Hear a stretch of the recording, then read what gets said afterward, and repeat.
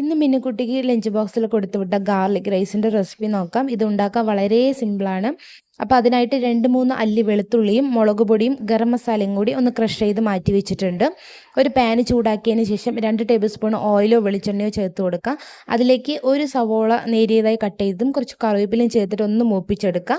അതിലേക്ക് ക്രഷ് ചെയ്ത് വെച്ചിരിക്കുന്ന വെളുത്തുള്ളിയും 2 കോഴിമുട്ടയും ആവശ്യത്തിനുള്ള ഉപ്പും കൂടി ചേർത്തിട്ട് എല്ലാം ഒന്ന് മിക്സ് ആക്കിയതിന് ശേഷം വേവിച്ച് വെച്ചിരിക്കുന്ന ചോറും കൂടി അതിലേക്ക് ചേർത്ത് കൊടുക്കുക.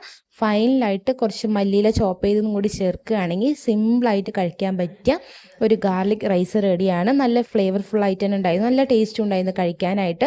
കുറച്ച് ദിവസങ്ങൾക്ക് മുമ്പ് ഇതിൻ്റെ റീല് കണ്ടപ്പോൾ ഞാൻ സേവ് ചെയ്ത് വെച്ച റെസിപ്പിയും കൂടിയാണ്. അപ്പോൾ ഇന്ന് എന്തായാലും സമയമില്ലാത്തതുകൊണ്ട് ഞാൻ ട്രൈ ചെയ്തു. സത്യത്തിലും 10 മിനിറ്റ് കൊണ്ട് തന്നെ റെഡിയാക്കാനും പറ്റിയിട്ടുണ്ടായിരുന്നു.